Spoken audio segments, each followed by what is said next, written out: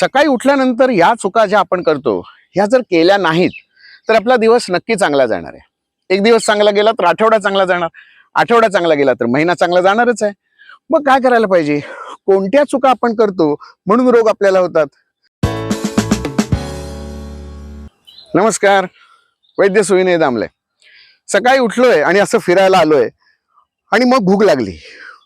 काय चुका करतोय आपण ते एकदा लक्षात घेतलं पाहिजे। ठराविक चूक आपण जर परत परत करत गेलो ना तर आजार वाढतात असं लक्षात येत आहे। सकाळी उठल्यानंतर या चुका ज्या आपण करतो ह्या जर केल्या नाहीत तर आपला दिवस नक्की चांगला जाणार आहे। एक दिवस चांगला गेला तर आठवडा चांगला जाणार, आठवडा चांगला गेला तर महिना चांगला जाणारच आहे। मग काय करायला पाहिजे? कोणत्या चुका आपण करतो म्हणून रोग आपल्याला होतात? सगळ्यात पहिल्यांदा उठल्यानंतर मलविसर्जन झालंच पाहिजे। 5 मिनिटात आत आणि 5 मिनिटात बाहेर असं जर झालं आणि टाळायचं नाही। काही जणांना ही सवय असते हो, संडासचा वेग येतो पण जायचंच नाही, जबरदस्तीने थांबवून ठेवायचं, मग त्रास होणार। म्हणजे ही सगळ्यात मोठी चूक आहे। वेगान न धारयेत वेगान न प्रवृत्त येत।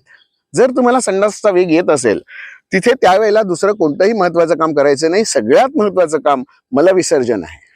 लघवीला जाऊन यायचं, पाणी प्यायचं नाही। सकाळी उठल्या उठल्या पाणी प्यायचे जे संदर्भ मिळतात ह्याच्यात आयुर्वेदाचा कुठेही संदर्भ नाही। पिबेत स्वस्थोपीच अल्पशा असं जिथे सांगितलेलं आहे तिथे आयुर्वेद पाणी जास्ती प्या असं कसं सांगेल?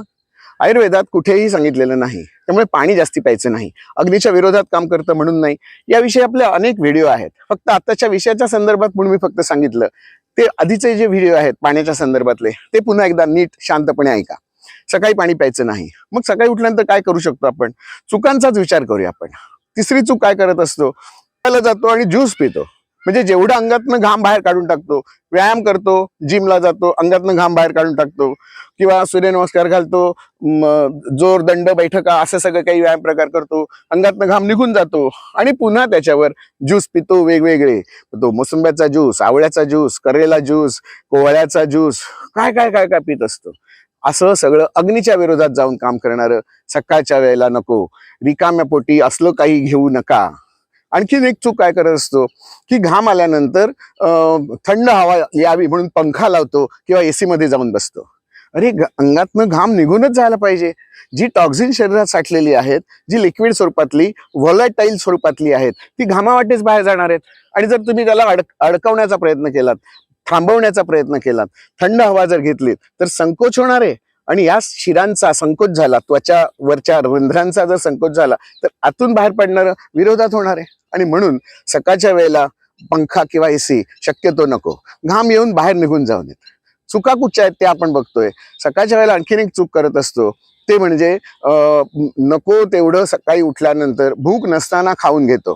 काही आपल्याला मग ती प्रोटीन पावडर असेल, बूस्ट, बोर्नविटा, हॉर्लिक्स, मॉर्टोवा असेल, काय सुका मेवाची पावडर असेल किंवा आणखीन हे सुद्धा सकाळच्या वेळेला खाणं थोडंसं चुकीचं आहे असं म्हणतो। सकाळी उठल्या उठल्या हे काही जण खातात, असं खाण्याची आवश्यकता नाहीये।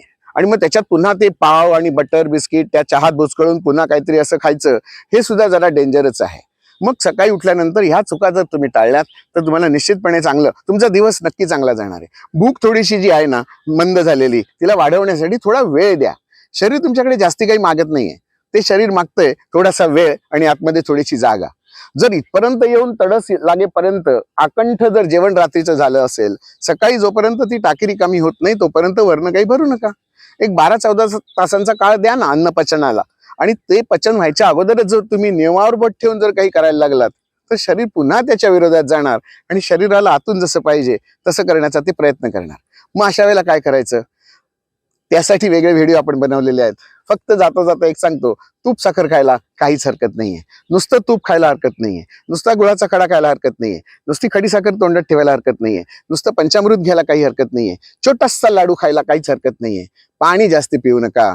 एवढ्या जर आपण चुका टाळल्या आणि दुरुस्ती जर केली तर आपला दिवस नक्की चांगला जाणार आहे। धन्यवाद।